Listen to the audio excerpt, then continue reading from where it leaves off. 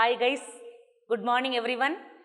I am Savitri here to discuss about the centripetal force and the centrifugal force difference. And we have already know about centripetal force and centrifugal force enough. Anyhow, we are going to differentiate those two.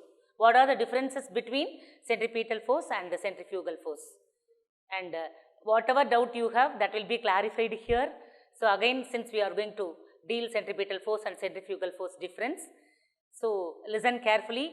If you like this video, please share, view and subscribe. Let us start today's session. Difference between centripetal force and centrifugal force. First one centripetal and second one centrifugal. Centripetal force, already you know that it's a real force. Centripetal force is a real force. Centrifugal force is a pseudo force.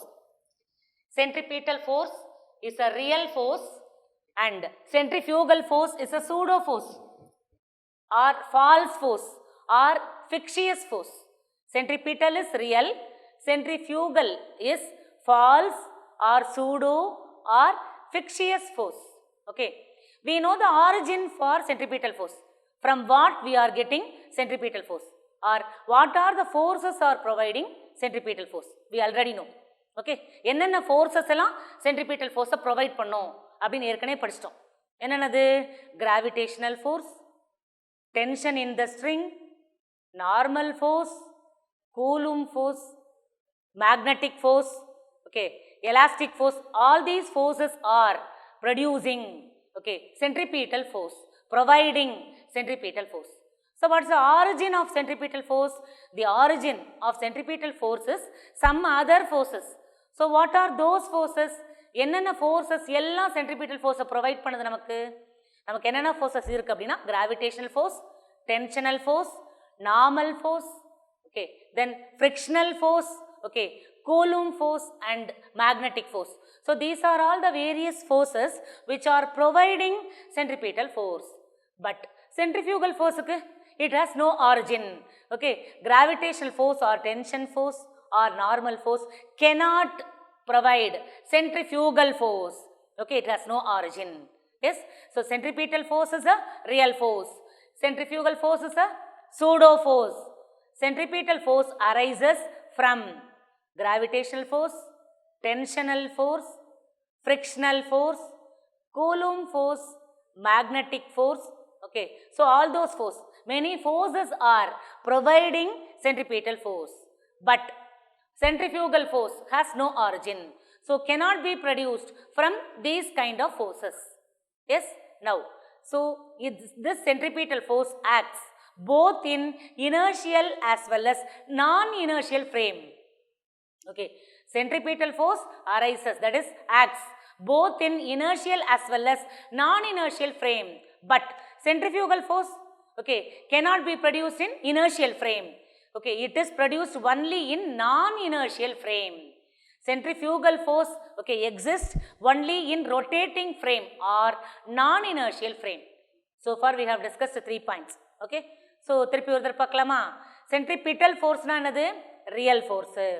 Okay, centrifugal force ங்கிறது என்னது? Pseudo force அல்லது false force அல்லது fictitious force.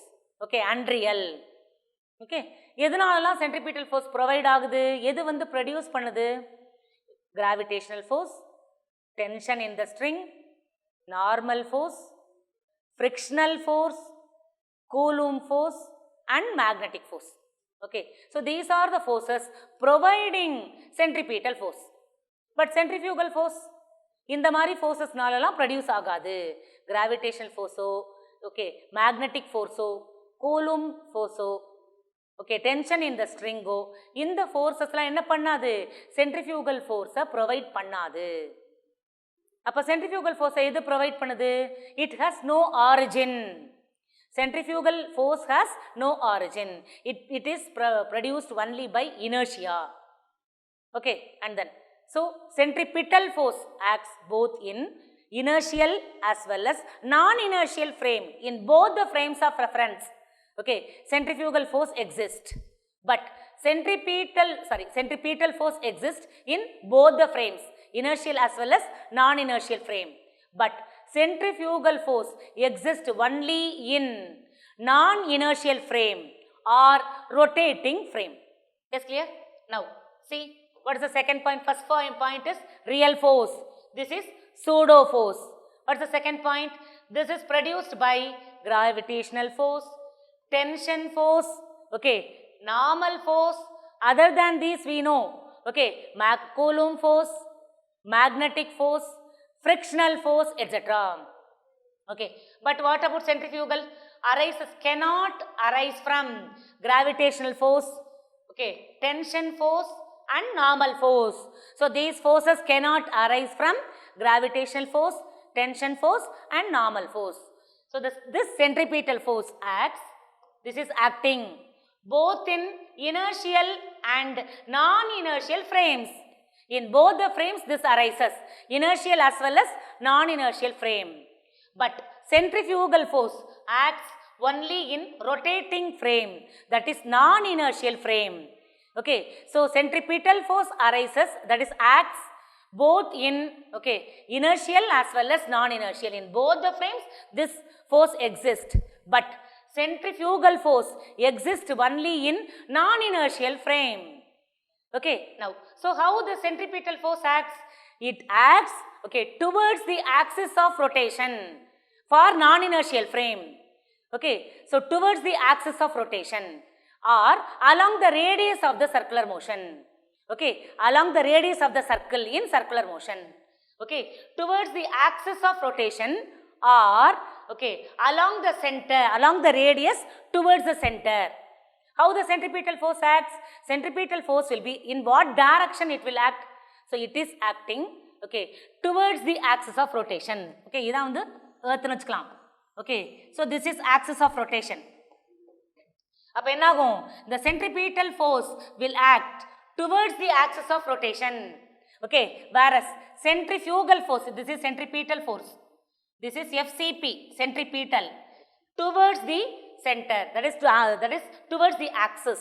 Here it is away from the axis. This is centrifugal force, away from the axis or along the radius towards the center. Centripetal force will act along the radius and towards the center.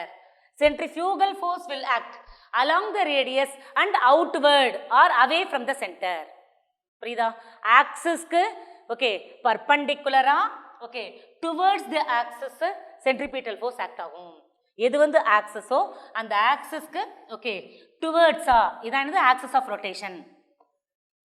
This is axis of rotation. இந்த axis of rotationக்கு towards என்ன act ஆகும்? centripetal force இந்த மாதிரி வந்து act ஆகும். Okay, centrifugal force எப்படி act ஆகும்? இந்த ஆக்சிஸ்க்கு perpendicular பட் அவேயா, அவுட்வர்டா, ஓகே, centrifugal force ஆக்ட் ஆகும். சரியா? அடுத்து வேற எப்படி சொல்லலாம்? centripetal force will act along the radius and towards the center. இதான் வந்து center of the circle. Okay, so if the particle is moving in circular path, எப்படி ஆக்ட் ஆகும்? along the radius towards the center. இந்த மாதிரி centripetal force act ஆகும். Okay, centrifugal force எப்படி act ஆகும்? along the radius away from the center. இதுவே centrifugal force இருந்தா along the radius away from the center. Okay, arrow mark பார்த்துக்கணும். towards away, yes, so it acts towards the axis of rotation. axis of rotation க்கு towards அல்லது center நோக்கி, okay, along the radius towards the center. இது எப்படி act ஆகும்? it acts, okay, up, that is outward from the axis of rotation. axis of rotation க்கு outward அல்லது away அல்லது radially inward. அப்படினா அர்த்தம் along the radius, sorry, radially outward, that is along the radius outward அப்படி act ஆகும். Okay, so centripetal force க்கு just opposite okay, centrifugal force act ஆகும். But expression பார்த்தீங்கன்னா ரெண்டுத்துக்குமே சேம் தான். centripetal force expression அது magnitude of centripetal force, that is modulus of FCP. Okay, இது வந்து magnitude, modulus போட்டானது magnitude. so magnitude of centripetal force equal to, formula என்ன? m omega square r அல்லது mv square by r. centrifugal force க்கும் அதே தான், modulus of centrifugal force equal to m omega square r or mv square by r. Okay, centripetal ஃபோர்ஸ்க்கும் அதே expression தான், centrifugal ஃபோர்ஸ்க்கும் அதே எக்ஸ்பிரஷன் தான். Okay, then centripetal force is a real force, ஏற்கனவே படிச்சாச்சு, அண்ட் ஹேஸ் ரியல் எஃபெக்ட்ஸ். ஃபோர்ஸும் real, அதனால உள்ள எஃபெக்டும் ரியல். ஓகே, ஆனால் centrifugal force it is a pseudo force. Centrifugal force is a pseudo force. Okay, this is pseudo force, that is unreal, fictitious. Okay, but இதோட effect எப்படி இருக்கும்? Real effect. Okay, இது வந்து ஃபோர்ஸும் ரியல், அதோட எஃபெக்டும் real. இங்க ஃபோர்ஸ் வந்து ரியல் கிடையாது, ஆனா அதோட எஃபெக்ட் என்னது? Real. So this is pseudo force or unreal force or fictitious force. Okay, but அதோட எஃபெக்ட் ரியல். எஸ், நவ் இங்க origin of centripetal force, okay, is so interaction between two objects. Origin of centripetal force, what is the origin? எதுனால centripetal force produce ஆகுது? Interaction between two object. Okay, say for example Coulomb force எடுத்தோம்னு வச்சுக்கோங்க, அதனால தானே centripetal force produce ஆகுது. இப்போ Coulomb forceல எதுவும் interact ஆகுது? Nucleus. Okay, ஒரு ஆட்டம்ல நியூக்ளியஸ் இருக்கு, எலக்ட்ரான் இருக்கு. Nucleus inside the atom, that is centre of the ஆட்டம்ல நியூக்ளியஸ் இருக்கு. ஓகே, எலக்ட்ரான் வந்து அவுட்டர் ஆர்பிட்ல ரிவால்வ் ஆகுது. ஸோ இந்த எலக்ட்ரானுக்கும் நியூக்ளியஸ்க்கும் நடுவில் இன்டராக்ஷன் இருக்கு. அந்த இன்டராக்ஷன்னால சென்ட்ரிபீட்டல் ஃபோர்ஸ் ப்ரொடியூஸ் ஆகுது. Yes, say for example magnetic field எடுத்துக்கோ. Okay, magnetic field is providing centripetal force. அங்கே எங்கே இன்டராக்ஷன் நடக்குது? ஒரு சார்ஜ்டு பார்ட்டிக்கிள் ஓகே மேக்னெட்டிக் ஃபீல்டில் மூவ் ஆனா அந்த மேக்னெட்டிக் ஃபீல்டுக்கும் சார்ஜ்டு பார்ட்டிக்கிளுக்கும் நடுவில் இன்டராக்ஷன் இருக்கும். அதனால என்ன ஆகும்? சென்ட்ரிபீட்டல் ஃபோர்ஸ் ப்ரொடியூஸ் ஆகும். ஓகே, இப்போ கிராவிடேஷனல் ஃபோர்ஸ் எடுத்துக்கலாம். இப்போ கிராவிடேஷனல் ஃபோர்ஸில் சன்னு எர்த்தை அட்ராக்ட் பண்ணும். அப்போ சன்னுக்கும் எர்த்துக்கும் நடுவில் இன்டராக்ஷன் இருக்குது. ஓகே, அப்போ சென்ட்ரிபீட்டல் ஃபோர்ஸில் ரெண்டு ஆப்ஜெக்ட்ஸுக்கு நடுவில் இருக்கிற இன்டராக்ஷன், அந்த இன்டராக்ஷன்னால ப்ரொடியூஸ் ஆகுது. So centripetal force, okay, what is the origin? Origin of centripetal force is interaction. Okay, interaction between what? Interaction between two objects. So origin of centripetal force is interaction between two objects. ஆனா இங்க centrifugal force interaction நால நடக்காது. Okay, so there is no interaction between two objects இங்க. Centrifugal force எதனால produce ஆகுது? Inertia நால. Okay, origin of centrifugal force is inertia. Okay, so it does not arise from interaction. Interaction நால centrifugal force produce ஆகல. எதனால produce ஆகுது? Inertia நால. Okay, centrifugal force produces as a result of inertia, but centripetal force produces as a result of interaction between two objects. புரியுதா? Next, last point. In inertial frames, centripetal force has to be included when free body diagram is drawn. இப்போ free body diagram draw பண்ணுறேன். அப்போ என்ன செய்கிற? Centripetal ஃபோர்ஸை நீ வந்து கட்டாயம் மென்ஷன் பண்ணியிருக்கணும் இனர்ஷியல் ஃப்ரேமில். பட் நான் இனர்ஷியல் ஃப்ரேமில் in addition to centripetal force நமக்கு சென்ட்ரிஃபியூகல் ஃபோர்ஸும் ஆக்ட் ஆகும். அதனால நான் இனர்ஷியல் ஃப்ரேமில் centripetal force and centrifugal force ரெண்டையுமே நம்ம வந்து மென்ஷன் பண்ணியிருக்கணும் டயக்ராமில்.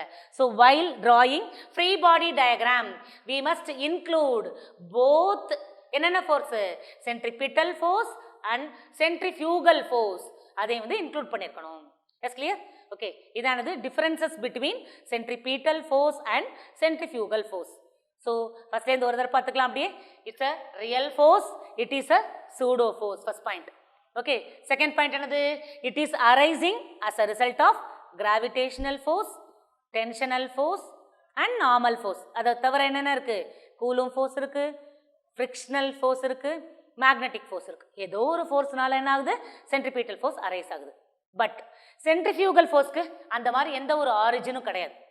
ஓகே, ஸோ கிராவிடேஷனல் ஃபோர்ஸ்னாலேயோ அல்லது டென்ஷனல் ஃபோர்ஸ்னாலேயோ அல்லது ஃப்ரிக்ஷன்னாலேயோ அல்லது நார்மல் ஃபோர்ஸ்னாலேயோ சென்ட்ரிஃபியூகல் ஃபோர்ஸ் ப்ரொடியூஸ் ஆகாது. சரியா? இதான் செகண்ட் பாயிண்ட். நெக்ஸ்ட் பாயிண்ட் என்னது? சென்ட்ரிபீட்டல் ஃபோர்ஸ் இனர்ஷியல் ஃப்ரேம்லையும் இருக்கும், நான் இனர்ஷியல் ஃப்ரேம்லையும் இருக்கும். பட் சென்ட்ரிஃபியூகல் ஃபோர்ஸ் நான் இனர்ஷியல் ஃப்ரேமில் மட்டும்தான் எக்ஸிஸ்ட் ஆகும், இனர்ஷியல் ஃப்ரேமில் இருக்காது. Okay, it acts only in rotating frame, nothing but நான் இனர்ஷியல் ஃப்ரேம். சரியா? அடுத்து சென்ட்ரிபிட்டல் ஃபோர்ஸ் எப்படி ஆக்ட் ஆகும்?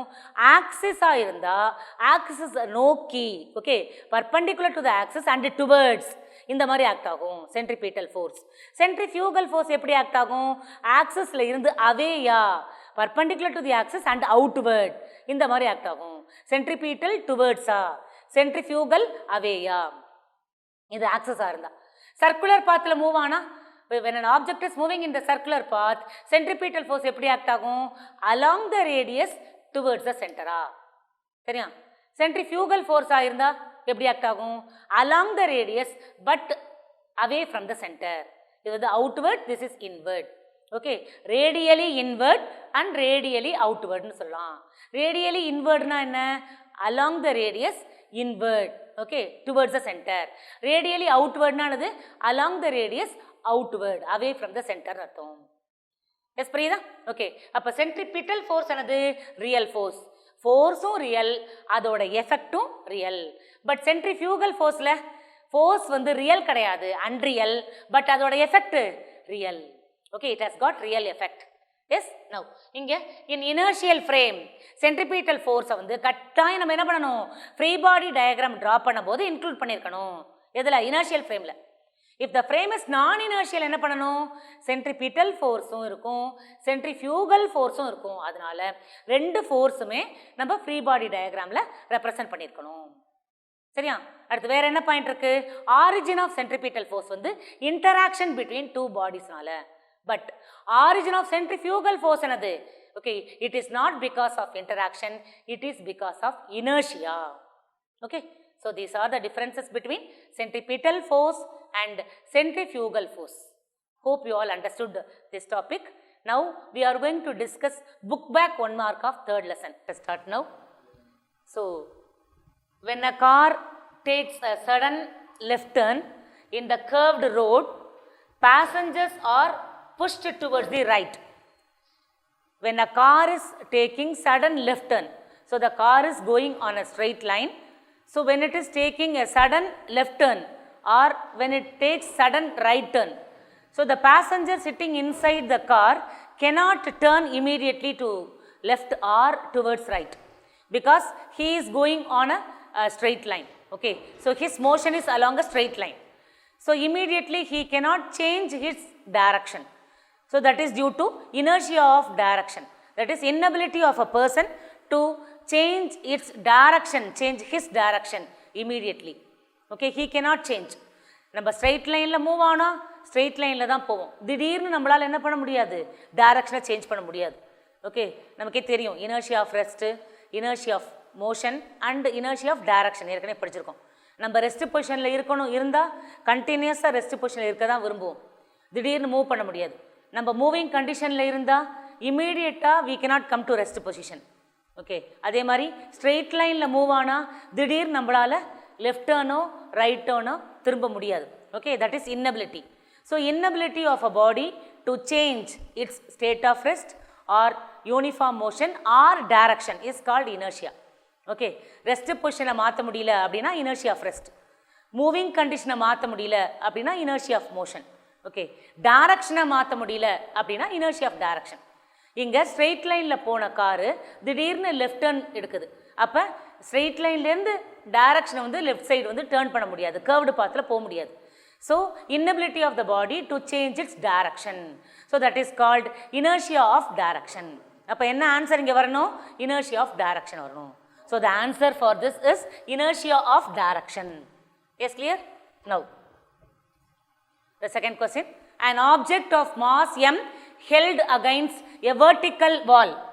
Object of mass m is held against a vertical wall by applying a horizontal force F. என்ன பண்ணுறோம்? இந்த மாஸ் m ஓகே வெர்டிக்கல் வாலில் அப்படியே என்ன இருக்குது? ஹோல்ட் ஆகி இருக்கு. ஓகே, எப்படி? எஃப்ங்கிற ஃபோர்ஸ் வந்து அப்ளை பண்ணி அதை வந்து ஹோல்டு பண்ணி வச்சுருக்கோம் அந்த object. So an object of mass m held on a vertical wall by applying a horizontal force F.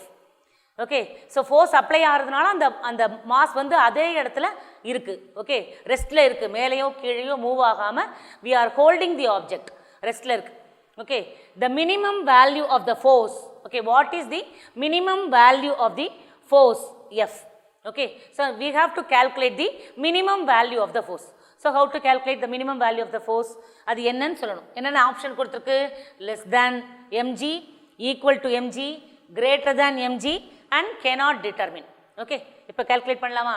Okay, now so in order to hold the object, okay, of mass m, okay, என்னென்ன force வந்து act ஆகணும் இதுல? இங்க வந்து we are applying external force. Fங்கிறது நம்ம apply பண்ற external force. அப்ப இதுக்கு ஈக்குவலா இந்த ஆப்ஜெக்ட் மூவ் ஆகாம இருக்கணும் அப்படினா we have to apply a force. என்ன ஃபோர்ஸ் அது? நார்மல் ஃபோர்ஸ் அப்ளை பண்ணணும். we have to apply a normal force. இங்க ஒரு நார்மல் ஃபோர்ஸ் இருக்கணும். இங்க Fங்கிற ஃபோர்ஸ் வந்து அப்ளை பண்ணியிருக்கோம். இந்த ஆப்ஜெக்ட் மூவ் ஆகாம இருக்கணும் அப்படினா இன்னொரு ஃபோர்ஸ் இங்க நார்மல் ஃபோர்ஸ் என்னங்கிறது அப்ளை ஆயிருக்கணும். அதே மாதிரி இங்க weight of the object அது என்ன ஆகும்? டவுன்வர்ட் டைரக்ஷன்ல mg வந்து ஆக்ட் ஆகும். ஸோ mgங்கிற ஃபோர்ஸ் வந்து டவுன்வர்ட் டைரக்ஷன்ல ஆக்ட் ஆகும். That is acceleration due to gravity. Okay, so இங்கே வந்து என்ன ஆகும்? இந்த ஆப்ஜெக்ட் வந்து ரெஸ்ட்டில் ஒரு வால் மேலே இருந்தாலே ஆட்டோமேட்டிக்காக என்ன ஃபோர்ஸ் இருக்கும் அப்படின்னா ஃப்ரிக்ஷனல் ஃபோர்ஸ் இருக்கும். ஸோ தட் ஃப்ரிக்ஷனல் ஃபோர்ஸை வந்து நம்ம எஃப்னு எடுத்துக்கலாம். ஒரு டேபிள் மேலேயோ ஒரு வால் மேலேயோ எங்கே ஆப்ஜெக்ட் இருந்தாலுமே ஆட்டோமேட்டிக்காக அதுக்கு வந்து ஃப்ரிக்ஷனல் ஃபோர்ஸ் இருக்கும். அந்த ஃப்ரிக்ஷனல் ஃபோர்ஸை எஃப்னு எடுத்துக்கிறோம். mg acting vertically downward, frictional force okay இந்த டைரக்ஷனில் ஆக்ட் ஆகுது. இங்கே அப்ளைடு ஃபோர்ஸ் எஃப் இருக்குது, இங்கே வந்து என்னது நார்மல் ஃபோர்ஸ் n இருக்குது. ஓகே, இந்த ஃபோர்ஸ்லாம் ஆக்ட் ஆகுது. அப்போ இந்த ஆப்ஜெக்ட் வந்து டோட்டலாக மூவ் ஆகாமல் இருக்கணும். The object is hold on the wall அப்படின்னா என்ன அர்த்தம்? எல்லாம் ஒன்று ஃபோர்ஸையும் வந்து பேலன்ஸ் ஆகணும். எஃப்ங்கிறது என்னால் பேலன்ஸ் ஆகணும், mgங்கிறது இந்த எஃப்பால் பேலன்ஸ் ஆகணும். சரியா? அப்போ தான் என்ன ஆகும்? இந்த ஆப்ஜெக்ட் எப்படி இருக்கும்? அப்படியே வந்து ரெஸ்ட்டில் இருக்கும். சரியா? ஓகே, நவ் ஸோ இப்போ பாரு என்னென்ன force? F is equal to mg. Okay, yes then F is equal to mg. So இந்த ஃபோர்ஸ் எஃப்பும் இந்த mgயும் equal. So F is equal to mg. Then இந்த நார்மல் ஃபோர்ஸும் இந்த அப்ளைடு ஃபோர்ஸும் equal. So F is equal to capital N. So இப்போ F is equal to mg. Then F is equal to capital N. Okay, then but we know that so frictional force F is equal to mu s n அப்படிங்கிற formula தெரியும்ல நமக்கு. frictional force F க்கு வந்து formula தெரியும், drive பண்ணி வச்சிருக்கோம். mu s n ன்னு drive பண்ணி வச்சிருக்கோம். so F is equal to mu n. Okay, so mu into n க்கு பதிலா என்னது? n உம் F உம் ஈக்குவல். அதனால நான் n க்கு பதிலா F னே சப்ஸ்டிட் பண்ணிக்கலாம். இந்த ஃபார்முலா நமக்கு ஏற்கனவே தெரியும், ஸ்டாட்டிக் ஃப்ரிக்ஷனல் ஃபோர்ஸோட ஃபார்முலா அது. so F is equal to mu into n. Okay, so என்னுக்கு பதிலாக எஃப்னு இங்கே சப்ஸ்டிட் பண்ணிக்கலாம். பிகாஸ் எஃப்பும் என்னும் ஈக்குவல். தேர்ஃபோர் என்னுக்கு பதிலாக என்ன சப்ஸ்டிட் பண்ணியிருக்கோம்? எஃப் வந்து சப்ஸ்டிட் பண்ணியிருக்கோம். S clear? நவ் ஸோ இது வந்து கேபிட்டல் எஃப். ஆக்சுவலி என்னுக்கு பதிலாக கேபிட்டல் எஃப் சப்ஸ்டிட் பண்ணு. So mu capital F. சரியா? இது வந்து கேபிட்டல் எஃப் கால்குலேட் பண்ணலாமா? So F is equal to mu capital F. இதுலேருந்து எஃப் கால்குலேட் பண்ணு. What is F? F is equal to small f by mu. What is F? So capital F is equal to small f by mu. What is small f? Small f is equal to mg. Substitute பண்ணிக்கலாமா? Okay, F க்கு பதிலா mg ன்னு போடு. So mg divided by mu. Okay, so what is F? F is equal to mg divided by mu. இப்போ question பாரு. So coefficient of static friction between the block and the wall அது வந்து mu ன்னு எடுத்துக்கிறோம். Okay, mass of the block is m. Coefficient of static friction that is mu. ஜெனரலாக mu s ன்னு போடுவோம், இங்கே மியூன்னு எடுத்துட்டு இருக்கோம். சரியா? அடுத்து let a force F be applied on the block to hold the block against the wall. We are applying a force F. Okay, எதுக்காக? வாலில் வந்து இந்த மாஸை வந்து மூவ் ஆக விடாமல் தடுக்கிறதுக்காக. மூவ் ஆகக்கூடாது, அப்படியே ரெஸ்ட்டில் இருக்கணும், அதான் holding. So we are applying a force F, okay, in order to hold the block against the wall. Okay, then normal reaction of the mass be n. Okay, இது என்னது? என்னங்கிறது என்னது? Normal reaction. So normal reaction of the mass be n and the force acting upward be F. மேலே act பண்ணுற force என்னது? F. Okay, in equilibrium. அப்போ எப்படி இருக்கும்? In equilibrium vertical and horizontal forces should be balanced separately. Okay, அந்த mass வந்து ரெஸ்ட்டில் இருக்கணும் அப்படின்னா எப்படி இருக்கணும்? மேலே உள்ள வெர்டிக்கல் ஃபோர்ஸ் பேலன்ஸ் ஆகணும், அதே மாதிரி ஹரிசான்டல் ஃபோர்ஸஸும் பேலன்ஸ் ஆகணும். அப்போ தான் எப்படி இருக்கும்? மாஸ் வந்து ரெஸ்ட்டில் இருக்கும். So in order to make the mass rest, okay, horizontal forces must be balanced. அதாவது எஃப்பும் என்னும் பேலன்ஸ் ஆகிருக்கணும். அப்போ F is equal to n. அதே மாதிரி vertical forces must be balanced, that is F mg ஈக்குவலாக இருக்கணும். ஓகே, ஸோ பேலன்ஸ் ஆகணும், அப்போ தான் வந்து ப்ராப்பராக இருக்கும். எஸ், நம்ம இப்போ பேலன்ஸ் பண்ணால் எப்படி இருக்கும்? F is equal to mg, மேலே உள்ள ஃபோர்ஸும் ஓகே mg ஈக்குவல், அது மாதிரி horizontal force F and normal force equal. Okay, so now we know that F is equal to mu s n, that is mu n. Okay, இந்த எண்ணுக்கு பதிலாக என்ன substitute பண்ணுற? எண்ணுக்கு பதிலாக எஃப் சப்ஸ்டிட் பண்ணுற. ஸோ அப்போ என்ன கிடைக்கும்? மியூ இன்டூ எஃப் கிடைக்கும், எண்ணுக்கு பதிலாக எஃப் கிடைக்கும். So from this calculate F. So what is capital F? Capital F is equal to small F divided by mu, but small F equal to mg, எம்ஜின்னு substitute பண்ணு. So mg divided by mu. So this is the force. Yes, clear? So now what is the question? So what is capital M? Capital M is equal to mg by mu. So what is capital M value? Capital F is equal to, what's capital F value? Capital F is equal to mg divided by mu. This is what we have calculated. Now question is the minimum value of the force F is. So what is the minimum value of the force F? Okay, so minimum value of the force F will be greater than okay mg. That will be definitely greater than mg. mg விட greater தான் இருக்கும். Okay, so the minimum value of the force F okay should be greater than mg then. Okay, so using this relation we can say that the minimum value of the force should be greater than mg. Yes, clear? Now next one, a vehicle is moving along a positive x direction. If sudden brake is applied, then vehicle வந்து positive x directionல move ஆகுது. சரியா? vehicle is moving along a positive x direction. Okay, இதானது positive x direction, இது negative x direction. So this is positive x direction, this is negative x direction. Okay, this is minus x. So vehicle is moving here.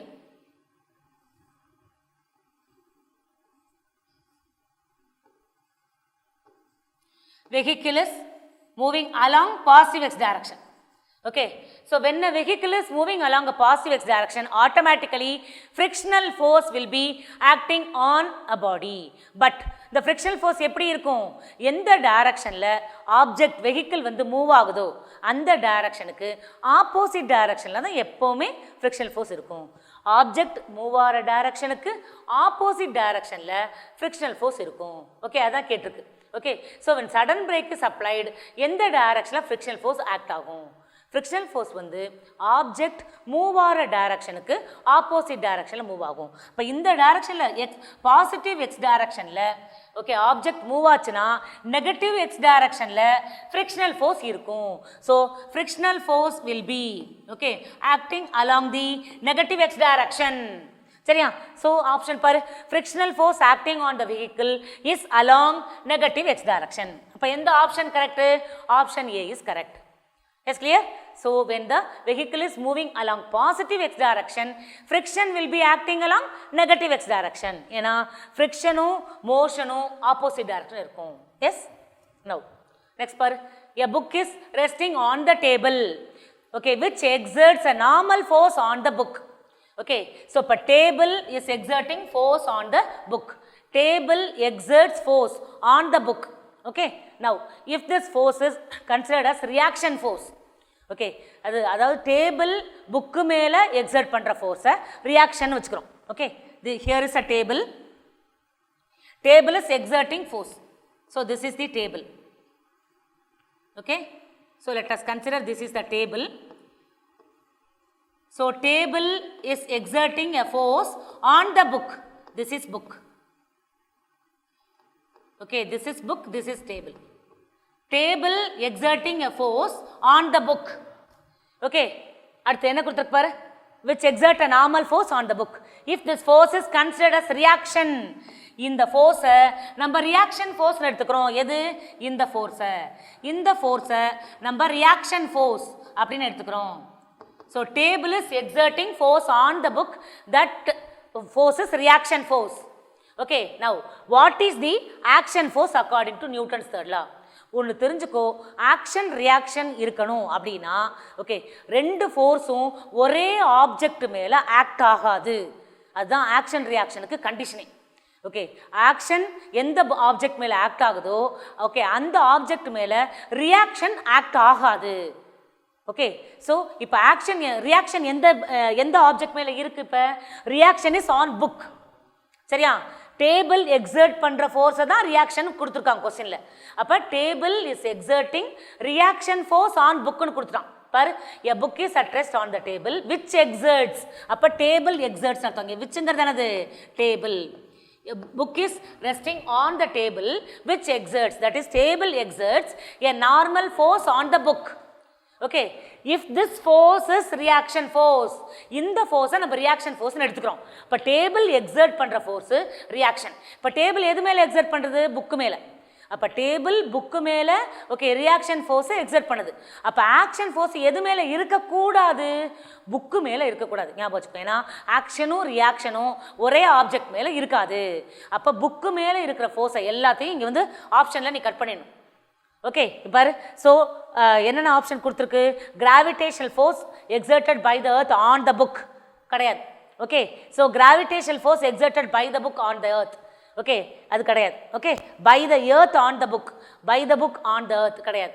ஏன்னா நமக்கு என்னது? டேபிளையும் புக்கையும் தான் relate பண்ணுறோம் இங்கே. Okay, table is exerting okay force on book. அப்போ book வந்து எது மேலே வந்து எக்ஸர்ட் பண்ணும்? டேபிள் மேலே எக்ஸர்ட் பண்ணும் ரியாக்ஷன் ஓகே ஆக்ஷன் ஃபோர்ஸை. Normal force exerted by book on the table. Okay, so இன்னொன்று என்னது? அப்போ புக்கு டேபிள் வந்து புக்கு மேலே ஃபோர்ஸ் எக்ஸர்ட் பண்ணால் புக்கு எது மேலே எக்ஸர்ட் பண்ணும்? டேபிள் மேலே எக்ஸர்ட் பண்ணும். சரியா? அப்போ புக்கு மேலே உள்ள ஃபோர்ஸே வந்து கிடையவே கிடையாது நமக்கு. அதனால் அந்த ஆப்ஷன்லாம் கட் பண்ணிடணும். Okay, so the force exerted by the table on the book is reaction.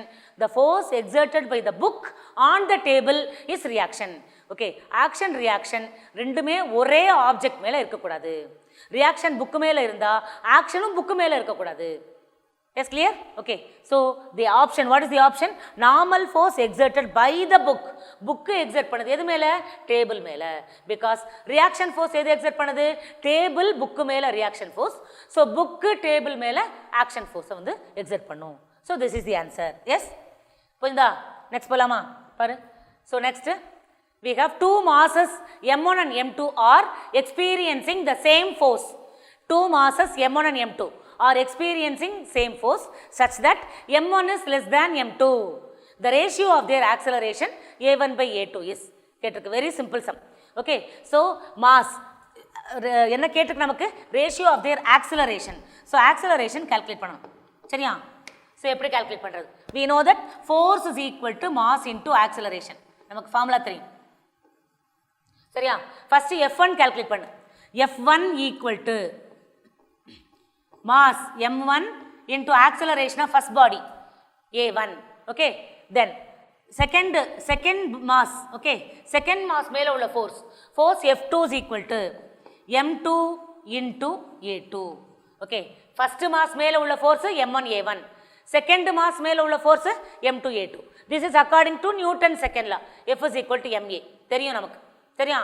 இப்போ both the masses are experiencing same force னு கொடுத்துட்டோம். both the masses are experiencing same force. okay, அப்போ ரெண்டு ஃபோர்ஸும் ஈக்குவல்னு அர்த்தம். சரியா? அப்போ f1 equal to f2.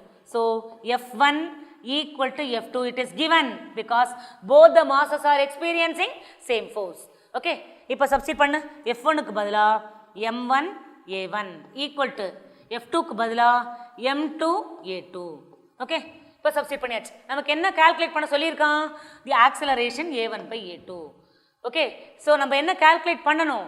The ratio of acceleration a1 by a2. அப்போ a1 by a2 இதுலேருந்து கால்குலேட் பண்ணிடலாமா? Okay, now a1 divided by a2 equal to, so இந்த a2 இந்த சைட் கொண்டு வந்துரு, இந்த m1 அந்த சைட் கொண்டு போயிடு. அப்போ என்ன கிடைக்கும்? m2 by m1. a1 by a2 equal to m2 by m1. yes, clear? now so a1 by a2 calculate பண்ணியாச்சு. okay, so m2 by m1 என்ன क्वेश्चनல கொடுத்திருக்கான்? again m1 is less than m2. m1 வந்து m2 விட கம்மி. okay, அப்ப m2 is greater than m1. கரெக்ட்டா? m2 வந்து m1 விட கூட. okay, இதோட மீனிங் என்ன? m1 less than m2 னா அர்த்தம் m2 is greater than m1.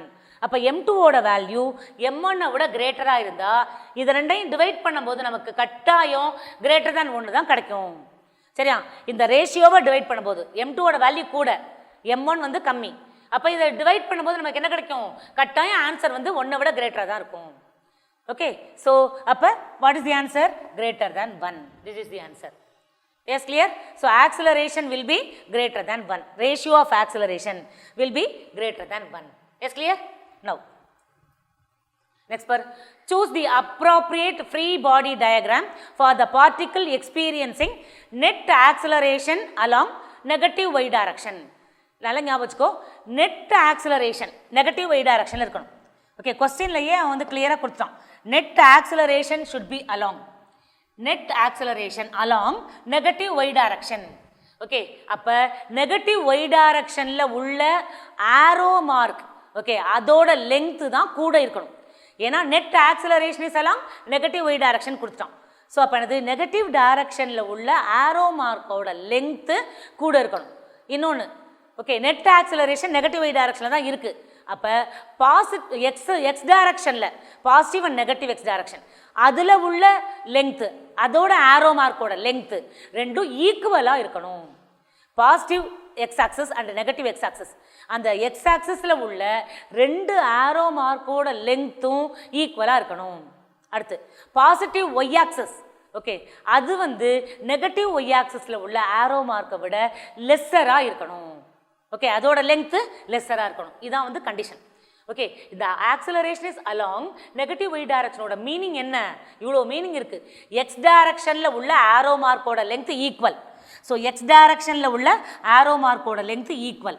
சரியா? இது ரெண்டும் ஈக்குவலாக இருக்கணும், கட்டாயம் ஈக்குவலாக இருக்கணும். அடுத்து ஒய் டைரக்ஷனில் பாசிட்டிவ் ஒய் டைரக்ஷனில் உள்ள ஆரோ மார்க்கோட லெங்க்த்து நெகட்டிவ் ஒய் டைரக்ஷனில் உள்ள ஆரோ மார்க்கோட லெங்க்த்தை விட கம்மியாக இருக்கணும். ஓகே, ஸோ இது எல்லாம் இந்த கண்டிஷன் எல்லாம் சாட்டிஸ்ஃபை பண்ணுற டயக்ராம் தேர்ட் டயக்ராம் தான். So C is the correct answer. சரியா? அப்போ தான் என்ன ஆகும்? அந்த ஆப்ஜெக்ட் வந்து நெகட்டிவ் ஒய் டைரக்ஷனில் மூவ் ஆகும். இந்த கண்டிஷன்லாம் சாட்டிஸ்ஃபை பண்ணாதான் என்ன ஆகும்? Acceleration will be along negative y direction. புரியுது எல்லாருக்கும்? ஓகே, ஸோ எக்ஸ் டைரக்ஷனில் ரெண்டு லெங்க்த்துமே positive x axis negative x axis ரெண்டு லெங்க்த்துமே ஈக்குவலாக இருக்கணும்.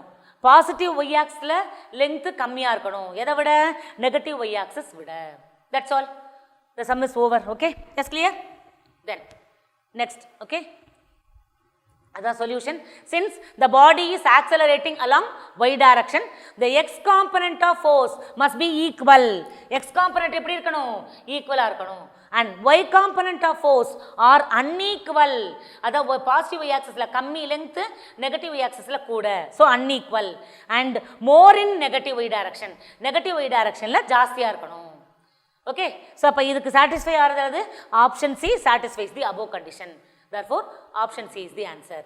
S, clear? தென் நெக்ஸ்ட் போலாமா? For a particle of mass m sliding on the smooth double inclined plane will experience. இப்போ பாரு, டபுள் இன்க்ளைன்டு பிளேன், ஒன்று ஏசி இன்னொன்று ஏபி, ரெண்டு இன்க்ளைன்டு பிளேன் இருக்குது. ஓகே, ஸோ இந்த இன்க்ளைன்டு பிளேனில் ஆப்ஜெக்ட் மூவ் ஆகிறதுக்கு, okay, so mg cos theta term என்ன ஆகிடும் அப்படின்னா கேன்சல் ஆகிடும். எம்ஜி சைன் தீட்டா மட்டும்தான் ஆப்ஜெக்ட் மூவ் ஆகிறதுக்கு ஹெல்ப் பண்ணும். தியரி எடுத்து ஒரு தடவை கோத்ரூ பண்ணு. சரியா? ஓகே, ஸோ இன்க்ளைன்டு பிளேனில் ஆப்ஜெக்ட் வந்து மூவ் ஆகிறதுக்கு காரணமாக இருக்கிற காம்பனண்ட் என்னது? Mg sign theta. சரியா? Okay, mg cos theta normal ஃபோர்ஸோட ஓகே ஈக்குவலைஸ் ஆகிடும் அல்லது பேலன்ஸ் ஆகிடும். சரியா? ஓகே, இப்போ என்னது? The particle of mass m sliding on the smooth double inclined plane will experience. Okay, என்ன ஃபோர்ஸை எக்ஸ்பீரியன்ஸ் பண்ணும் அப்படின்னு கேட்குது. ஓகே, கேட்டிருக்காங்க. ஸோ இப்போ ஏசியையும் ஏபியையும் நம்ம கம்பேர் பண்ணலாம். சரியா? இப்போ ஏபி அப்படிங்கிற ஸ்லோப் பார்ட் வந்து கொஞ்சம் ஓகே ஃப்ளாட்டாக இருக்குது. பட் ஏசிங்கிறது கொஞ்சம் ஸ்டீப்பாக இருக்குது. ஓகே, இந்த ஏசிங்கிற இன்க்ளைன்டு பிளேன் பார்த்தீங்கன்னா கொஞ்சம் வந்து ஸ்டீப்பாக இருக்குது. ஓகே, ஆனால் ஏபிங்கிறது கொஞ்சம் ஃப்ளாட்டாக இருக்குது. ஓகே, அப்போ என்ன ஆகும்னா ஏசியில் வந்து ஃபாஸ்ட்டாக மூவ் ஆகிடும், ஏபியில் ஸ்லோவாக மூவ் ஆகும். சரியா? So since AC is okay more okay, slopey than AB. Okay AC path வந்து ஸ்லோப் பாத் வந்து ஜாஸ்தியாக இருக்குது கம்பேர்ட் டு ஏபி. அதனால என்னது ஸோ என்ன பண்ணுறோம் நம்ம ஸோ எந்த இதில் வந்து மூவ் ஆகும் so solution for the force on the sliding object is mg sin theta. Already I told. Okay இது என்ன இது ஃபோர்ஸோட மூவ் ஆகும் ஓகே mg sin thetaங்கிற ஃபோர்ஸோட மூவ் ஆகும். அடுத்து AC path is more slopey than AB. ஏபியை விட ஏசி வந்து மோர் ஸ்லோப்பியாக இருக்கிறதுனால acceleration along the path AC will be okay more than acceleration along the path AB. So AB ல accelerate ஆறத விட AC ல accelerate ஆறது okay fast இருக்கும்.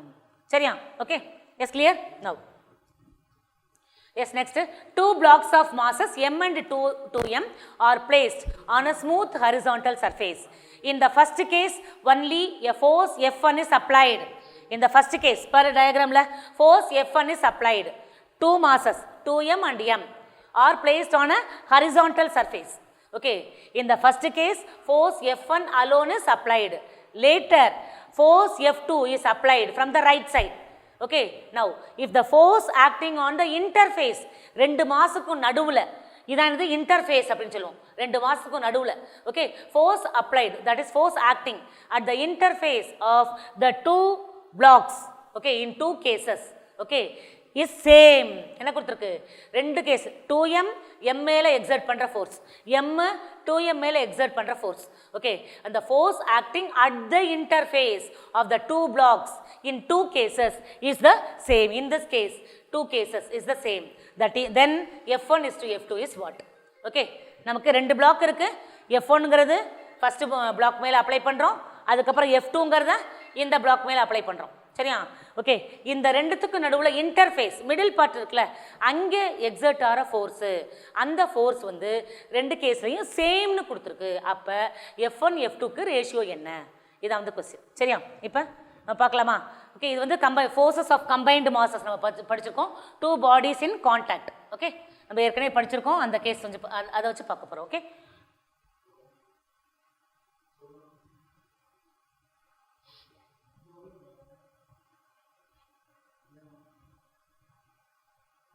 yes now acceleration of first mass a1 okay what is acceleration a1 equal to force by combined mass.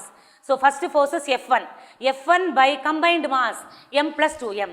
so in the body oda acceleration enadhu force f1 by 2m plus m okay force f1 by 2m plus m adha combined mass. Yes, clear? Now, so what is acceleration? Acceleration of the first mass is a1 equal to f1 by m plus 2m. இந்த m ஐயும் 2m add பண்ணா 3m கிடைக்கும். So f1 by 3m. அடுத்து normal reaction. So இந்த forceக்கு normal reaction இருக்கும். So what is the normal reaction? Normal reaction n1 equal to m into a formula. Okay, so m into இங்க aங்கிறது a1. Okay so MA1 இப்போ A1 கண்டுபிடிச்சி வச்சிருக்கோமா இங்கே அதை இங்கே substitute பண்ணு அப்போ என்ன கிடைக்கும் so m into A1 so this is equal to m into A1 என்னது F1 divided by 3m mm cancel ஆகிடும். This is equal to F1 by 3 இதானது normal reaction. This is N1 okay so what is N1 equal to F1 by 3 okay so F1 divided by 3 that is N1. Yes, clear? இப்போ case 2 what is acceleration A2 equal to F2 by m plus 2m combined mass okay forces F2 by m plus 2m so F2 by m plus 2m என்னது 3m. சரியா இப்போ normal reaction calculate பண்ணு. Normal reaction N2 equal to எது exert பண்ணும் 2mங்கிற mass வந்து normal reaction exert பண்ணும். இங்கே நார்மல் ரியாக்ஷன் mங்கிற மாஸ் எக்ஸர்ட் பண்ணும். இங்கே நார்மல் ரியாக்ஷன் 2mங்கிற மாஸ் எக்ஸர்ட் பண்ணும். அப்போ 2m into A2 yes so 2m into A2 is இப்போ A2க்கு பதிலாக சப்ஸ்டிட் பண்ணு F2 by 3m so 2m into A2க்கு பதிலாக F2 by 3m so mm cancel ஆகிடும். therefore 2F2 by 3 so 2F2 by 3 this is normal reaction N2. okay so N1 N2ங்கிறது தான் என்னது forces acting at the interface ரெண்டு மாஸுக்கும் நடுவில் 2mக்கும் mக்கும் நடுவில் இன்டர்ஃபேஸில் act ஆகிற forces என்னன்னா இந்த நார்மல் ஃபோர்ஸஸ் தான். N1 N2 தான் ஆக்ட் ஆகும். ஏன்னா ஆனால் என்ன கொடுத்துருக்கு இந்த N1 N2வும் ஈக்குவல் அப்படின்னு கொஸ்டினில் வந்து கொடுத்துருக்கு. சரியா? அப்போ the forces acting at the interface is same. அப்போ n1 n2 ஈக்குவேட் பண்ணணும். So what is given? n1 equal to n2. Okay, what is n1? n1 equal to f1 by 3. Substitute பண்ணு. n2 equal to 2f2 by, this is equal to 2f2 by 3.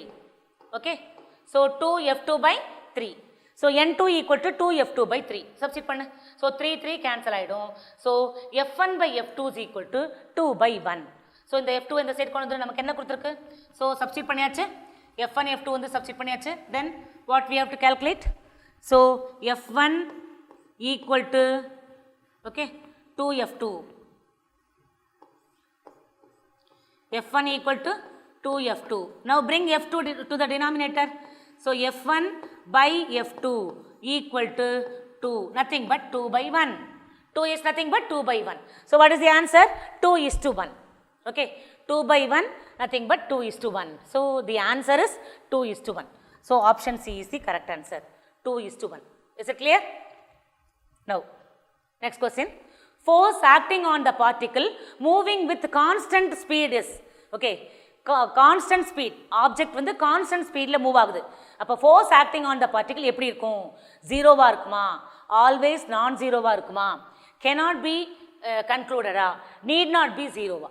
Okay, so இப்போ ஒரு particle வந்து circular பாத்தில் move ஆகுதுன்னு வச்சுக்கலாம். Okay, இந்த particle வந்து circular பாத்தில் மூவ் ஆனா, ஓகே, ஒரு பார்ட்டிக்கிள் வந்து சர்க்குலர் பாத்தில் மூவ் ஆகும்போது யூனிஃபார்ம் மோஷனை வந்து பெர்ஃபார்ம் பண்ணும்போது, ஓகே, வித் கான்ஸ்டன்ட் ஸ்பீட்னா என்ன அர்த்தம்? யூனிஃபார்ம் மோஷன் அர்த்தம். So what you mean by constant speed? Uniform motion. So constant speed, object வந்து கான்ஸ்டன்ட் ஸ்பீடில் மூவ் ஆனால் அதுக்கு யூனிஃபார்ம் மோஷன் பெர்ஃபார்ம் பண்ணுதுன்னு அர்த்தம். அப்போ சர்க்குலர் பாத்தில் ஒரு ஆப்ஜெக்ட் மூவ் ஆகுது, கான்ஸ்டன்ட் ஸ்பீடில் போகுது. கான்ஸ்டன்ட் ஸ்பீட்னா என்ன அர்த்தம்? Okay, so magnitude of the velocity may be constant, but direction என்ன ஆகுது? சேஞ்ச் ஆகுது. So every position the direction வந்து சேஞ்ச் ஆகுது. அப்போ இந்த பார்ட்டிக்கிளுக்கு வந்து ஆக்சிலரேஷன் இருக்குது, சரியா? யூனிஃபார்ம் மோஷனாக இருந்தால் கூட, okay, body performing uniform motion will have centripetal acceleration நம்ம படிச்சிருக்கோம் ஏற்கனவே. அப்போ அதுக்கு என்ன ஆக்சிலரேஷன் இருக்கும்? சென்ட்ரிபிட்டல் ஆக்சிலரேஷன் இருக்கும். அப்போ ஆக்சிலரேஷன் இருந்தால் கட்டாயம் ஃபோர்ஸ் இருக்கும்ல. ஓகே, ஸோ ஆக்சிலரேஷன் இருந்தால் ஃபோர்ஸ் என்னது? மாஸ் இன்டூ ஆக்சிலரேஷன் தானே. So mass into acceleration. அப்போ ஆக்சிலரேஷன் இருந்தால் ஃபோர்ஸ் கட்டாயம் இருக்கும் இல்லை? ஸோ அப்போ ஃபோர்ஸ் இருக்கும். So force need not be zero, ஜீரோவாக சான்ஸ் இல்லை. ஸோ ஃபோர்ஸ் வந்து இருக்குது. Since the body is accelerated, okay, அந்த ஆக்சிலரேஷன் என்ன ஆக்சிலரேஷன்? சென்ட்ரிபிட்டல் ஆக்சிலரேஷன் அல்லது ரேடியல் ஆக்சிலரேஷன். ஏன் அது radial? Because it will act along the radius and towards the centre. Okay, ஒரு ஆப்ஜெக்ட் கான்ஸ்டன்ட் ஸ்பீடோட சர்க்குலர் பாத்தில் மூவ் ஆனால் அதுக்கு பேர் யூனிஃபார்ம் சர்க்குலர் மோஷன்னு பேர். யூனிஃபார்ம் சர்க்குலர் மோஷனில் ஆப்ஜெக்ட்டுக்கு சென்ட்ரிபிட்டல் ஆக்சிலரேஷன் இருக்கும், உனக்கு தெரியும் எல்லாருக்குமே, சரியா? ஓகே, அப்போ சென்ட்ரிபிட்டல் ஆக்சிலரேஷன் இருந்தால் ஃபோர்ஸு இருக்கும். So force need not be zero. Force வந்து ஜீரோ வரதுக்கு சான்ஸ் இல்லை. Is clear? Now, so answer என்னது? Force need not be zero. That is the answer. Okay, now, so an object of mass m, okay, begins to move on the plane inclined at an angle theta. An object of mass m begins to move on a plane. So this is a plane which is inclined at an angle of theta. Okay, so an object is moving on the inclined plane. Okay, an object is moving on the inclined plane. The inclined plane is making an angle of theta. Okay, so this is making an angle of theta. Okay, yes, இதான் என்னது? inclined plane. So in the inclined plane is making an angle of theta. சரியா? The coefficient of static friction, okay, so of the inclined surface is mu s. Coefficient of static friction கொடுத்துட்டாங்க. Okay, so that is mu s. Coefficient of static friction is mu s. அடுத்து, the maximum static friction experienced by the mass. What is the maximum static friction? Okay, what is the maximum static friction? எப்படி calculate பண்றது? So maximum static frictionக்கு நமக்கு formula தெரியும், Fs max. So Fs max is equal to mu s n அப்படிங்கிறது நமக்கு தெரியும் இந்த formula. Maximum static friction தான் questionல கேட்டிருக்கு. So the maximum static friction experienced by the mass கேட்டிருக்கு.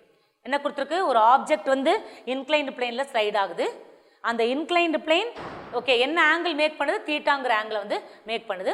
ஓகே நம்ம என்ன கால்குலேட் பண்ணணும் கோஎஃபிஷியன்ட் ஆஃப் ஸ்டாட்டிக் ஃப்ரிக்ஷன் கொடுத்துருக்கு மியூஎஸ்னு okay maximum static friction calculate பண்ணணும் நமக்கு மேக்ஸிமம் ஸ்டாட்டிக் ஃப்ரிக்ஷனோட ஃபார்முலா தெரியும் which is mu s N okay so this is equal to but என்னது n is equal to mg cos theta தியரியில் நம்ம படிச்சிருக்கோம் ஓகே ஸோ mgயை வந்து ரெண்டாக ரிசால்வ் பண்ணுவோம் ஓகே ஒரு ஆப்ஜெக்ட் வந்து மூவ் ஆகும்போது ஓகே ஒரு ஆப்ஜெக்ட் இன்க்ளைன்ட் பிளேனில் மூவ் ஆகும்போது mg will be acting in the downward direction okay so this angle is தீட்டான்னு சொல்லியிருக்கோம் okay mg is resolved into two component one is mg cos theta another one is mg sin theta the mg sin theta is responsible for motion of the object okay போன கேஸ்ல தான் பார்த்தோம் mg sin theta தான் object move ஆகிறதுக்கு help பண்ணும்ட்டு okay normal force will be acting in this direction this is the normal force okay இப்போ normal force எதுவும் equal mg cos theta வும் நார்மலும் equal so n is equal to mg cos theta அப்ப n க்கு பதிலா நம்ம என்ன substitute பண்ணிருக்கோம் mg cos theta clear இது ஏற்கனவே தியரியில் படிச்சதுதான்ப்பா ஓகே ஸோ எம்ஜியை ரெண்டாக ரிசால்வ் பண்ணிட்டோம் okay m g sign theta is responsible for motion of the object okay அடுத்து N is balanced by m g cos theta சரியா since there is no motion along the vertical direction இது ரெண்டும் equal n is equal to m g cos theta அப்போ என்னுக்கு பதிலாக MG cos theta substitute பண்ணிவிடும் இந்த ஈக்குவேஷனில் அப்போ நமக்கு என்ன கிடைக்கும் என்னுக்கு பதிலாக சப்ஸ்டிட் பண்ணினா so F S max is equal to Fs max is equal to mu s n என்னுக்கு பதிலா என்ன சப்ஸ்டிட் பண்ற mu s into என்னுக்கு பதிலா mg cos theta சப்ஸ்டிட் பண்ணிடு so what is the option mu s into mg cos theta this is the option yes clear okay yes now next question is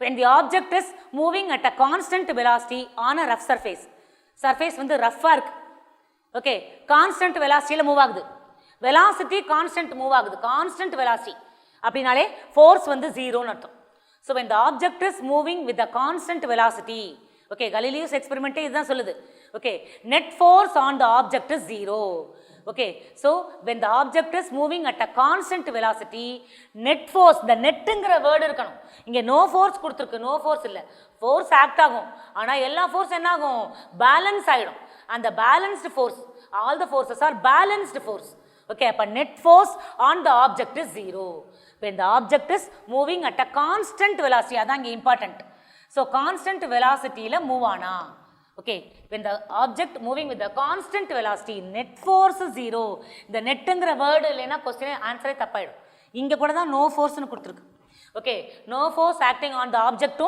net force zero ஒண்ணு கிடையாது சரியா so net force acting on the object is zero is clear அப்படினா என்ன அர்த்தம் நிறைய force இருக்கு அந்த forceலாம் என்ன ஆயிடுது ஒண்ணுக்கு ஒண்ணு பேலன்ஸ் ஆயிடுது அதனால net force acting on the object is zero சரியா okay then next question பாரு when an object is at rest on an inclined rough surface okay ஒரு inclined planeல object வந்து ரெஸ்ட்ல இருக்கு okay this is an inclined plane இந்த inclined planeல object வந்து ரெஸ்ட்ல இருக்கு this is the object so the object is at rest okay now so inclined surface then என்னென்ன இருக்குன்னு கேட்டிருக்காங்க கொஸ்டின்ல static and kinetic friction are acting on the object is zero that is static and kinetic frictions acting on the object is zero first option okay so ஒரு object ரெஸ்ட்ல இருந்தா அந்த ஆப்ஜெக்ட்டுக்கு kinetic friction இருக்காது ஓகே கைனடிக் ஃப்ரிக்ஷன் ஜீரோ தான் okay ஏன்னா move ஆகும்போது மட்டும்தான் கைனடிக் ஃப்ரிக்ஷனே come into play but object ரெஸ்ட்ல இருக்கும்போது ஸ்டாட்டிக் ஃப்ரிக்ஷன் கட்டாயம் இருக்கும் அந்த ஆப்ஜெக்ட் மேலே ஸ்டாட்டிக் ஃப்ரிக்ஷன் கட்டாயம் இருக்கும் சரியா மூவ் ஆகும்போது kinetic friction come into play but ரெஸ்ட்ல இருக்கும்போது ஸ்டாட்டிக் ஃப்ரிக்ஷன் ஜீரோ ஆகாது இருக்கும் ஸோ ஃபர்ஸ்ட் ஆப்ஷன்ல கொடுத்துருக்கு ஸ்டாட்டிக் அண்ட் கைனடிக் ரெண்டுமே ஜீரோன்னு கொடுத்துருக்கு static and kinetic friction is zero அப்போ ஸ்டாட்டிக் ஃப்ரிக்ஷன் ஜீரோ ஆகாது கைனடிக் ஃப்ரிக்ஷன் மட்டும்தான் என்னது ஜீரோ சரியா இதை வச்சு ஆப்ஷன் பார்க்கலாமா இப்போ static friction is zero but kinetic friction is non zero தப்பு ஸ்டாட்டிக் ஃப்ரிக்ஷன் வந்து ஓகே ஸ்டாட்டிக் ஃப்ரிக்ஷன் எப்படி இருக்கும் ஜீரோவா இருக்க சான்ஸ் இல்லை ஓகே அடுத்து static friction is not zero and kinetic friction is zero object ரெஸ்ட்ல இருந்தா static friction not zero kinetic friction மட்டும் தான் ஜீரோ அப்போ ஆப்ஷன் எது கரெக்ட் சி தான் நமக்கு கரெக்ட் ஓகே, ஆப்ஜெக்ட் ரெஸ்ட்டில் இருக்கிறதுனால ஸ்டாட்டிக் ஃப்ரிக்ஷன் வந்து 0 ஆகாது. அது மட்டும்தான் உனக்கு மைண்டில் இருக்கணும். ஓகே, ஸோ மூவ் ஆனால் தான் கைனட்டிக் ஃப்ரிக்ஷன் இருக்கும். அப்போ ரெஸ்ட்டில் இருக்கும்போது kinetic friction 0, static friction is not 0. Clear? So that is the answer. Now the centrifugal force appears to exist. Okay, centrifugal force உனக்கே தெரியும். சென்ட்ரிபீட்டல் ஃபோர்ஸ் வந்து இனர்ஷியல் ஆஸ் வெல் அஸ் நான் inertial frame, ரெண்டு ஃப்ரேம்லையுமே இருக்கும். But centrifugal force வந்து நான் inertial ஃப்ரேமில் மட்டும்தான் இருக்கும். That is only in rotating frame. சரியா? Centrifugal force appears to exist. சென்ட்ரிஃபியூகல்னு வந்தாலே ரொட்டேட்டிங் ஃப்ரேமில் மட்டும்தான் இருக்கும், நான் இனர்ஷியல் ஃப்ரேமில் மட்டும்தான் இருக்கும். பட் சென்ட்ரிபீட்டல் ரெண்டுத்துலையுமே இருக்கும். ஓகே, இப்போ என்ன question? Centrifugal force appears to exist only in inertial frames, only in rotating frames. Okay, in any accelerated frame. அடுத்து both in inertial and non inertial frames. Okay, அப்போ centrifugal force only in rotating frame it exist. Okay, அப்போ option என்னது? Second one, only in rotating frame. புரியுதா? Okay, ஈஸியான question இது, உனக்கு தெரிஞ்சதான். Next பாரு, choose the correct statement from the following. Centrifugal and centripetal force are action reaction pair. Okay, இப்போ தான் நான் சொன்னேன், சென்ட்ரிபீட்டல் ஃபோர்ஸ் வந்து சென்ட்ரிஃபியூகல் ஃபோர்ஸும் ரெண்டு ஃபோர்ஸஸ் வந்து ஆக்ஷன் ரியாக்ஷன் பேராக இருக்கணும். அப்படின்னா ஆக்ஷன் வந்து ஒரு பாடியிலையும் ரியாக்ஷன் இன்னொரு பாடி மேலேயும் ஆக்ட் ஆகணும். ஆக்ஷனும் ரியாக்ஷனும் ஒரே ஆப்ஜெக்ட் மேலே ஆக்ட் ஆகாது. இப்போ தான் புக்கு டேபிள் எக்ஸாம்பிள் பார்த்தோம். சரியா? ஓகே, ஸோ சென்ட்ரிஃபியூகல் ஃபோர்ஸும் சென்ட்ரிபீட்டல் ஃபோர்ஸும் ஒரே ஆப்ஜெக்ட் மேலே தான் ஆக்ட் ஆகிறதுனால அது ஆக்ஷன் ரியாக்ஷன் பேராக இருக்க முடியாது. Okay, centrifugal and centripetal forces are not action reaction pair because they are acting at the same object. ஒரே ஆப்ஜெக்ட் மேல ஆக்ஷனும் ரியாக்ஷனும் இருக்கக்கூடாது. சரியா? ஓகே, அப்போ இதை வச்சு பார்க்கலாமா? Centrifugal force and centripetal force are action reaction பேர். தப்பு. ஓகே, ஏன்னா ரெண்டுமே ஒரே ஆப்ஜெக்டில் ஆக்ட் ஆகுது இங்கே. அப்போ அதனால வந்து ஒரே ஆப்ஜெக்டில் ஆக்ட் ஆகக்கூடாது ரியாக்ஷனும் ஆக்ஷனும். அடுத்து centripetal forces natural force. Centripetal force natural ஃபோர்ஸா? ஃபஸ்ட்டே படித்தாச்சு. Centripetal force is not a natural ஃபோர்ஸ்னு. எப்படி ப்ரொவைட் ஆகுது? கிராவிடேஷனல் ஃபோர்ஸ் ப்ரொவைட் பண்ணுது. ஓகே, டென்ஷனல் ஃபோர்ஸ் சென்ட்ரிபீட்டல் ஃபோர்ஸை ப்ரொவைட் பண்ணுது. ஸ்ப்ரிங் ஃபோர்ஸ் ப்ரொவைட் பண்ணுது. ஓகே, கோலூம் ஃபோர்ஸ் ப்ரொவைட் பண்ணுது. மேக்னெட்டிக் ஃபோர்ஸ் சென்ட்ரிபீட்டல் ஃபோர்ஸை ப்ரொவைட் பண்ணுது. It is not a natural force அப்படின்னு படித்தாச்சு. So centrifugal and centripetal forces are not action reaction. அப்போ first option தப்பு, ஆக்ஷன் ரியாக்ஷன் கொடுத்துருக்கு. ரெண்டாவது சென்ட்ரிபீட்டல் ஃபோர்ஸஸ் இஸ் நேச்சுரல் ஃபோர்ஸ்னு கொடுத்துருக்கு. நேச்சுரல் ஃபோர்ஸ் கிடையாது. ஓகே, அடுத்து centrifugal force arises from gravitational force. Okay, திருப்பியும் அதே தான். Okay, centripetal force is not arising from gravitational force. It has no origin. நமக்கு தெரியும், centrifugal force has no origin. Okay, it is not arising from gravitational force. Okay, it is a pseudo force. It's a false force. It is a fictitious force. It has no origin. It arises as a result of inertia. அப்போ என்னது? gravitational force வரலாமா? இல்லை இல்லை. Okay, centrifugal force arises from gravitational force. So தப்பு. Okay, அப்போ என்ன option correct? Centripetal force acts towards the center and centrifugal force appears to act away from the center in a circular motion. So this is the correct option. Is clear? Okay, centripetal and fugal are not action reaction. So first option வந்து தப்பு. Centripetal force is a natural force. அது தப்பு. Centrifugal force arises from gravitational force. அது தப்பு. Okay, இது centrifugal. Okay, அடுத்து centripetal force acts towards the center and centrifugal force appears to act away from the center. So this is only correct. Yes, clear? Now, if a person moving from a pole to equator, the centrifugal force acting on him. Okay, pole வந்து centrifugal force என்னது? 0. pole centrifugal force வந்து 0. pole இருந்து ஈக்குவேட்டரை நோக்கி வர வர வர centrifugal force increase ஆகும். சரியா? centrifugal force at the pole is 0. Okay, so as we move from pole to equator, centrifugal force increases. So, what is the option? Increases is the option. Okay, so centrifugal force increases from as we move from pole to equator. Yes, are you all clear? So if a person is moving from pole to equator, the centrifugal force acting on him increases. Okay, So we have discussed all the 15 1 marks of the laws of motion, that is third chapter. Okay. So hope you all understood this. Okay. So let me come with a new topic in the next class. Savitri signing off. Thank you.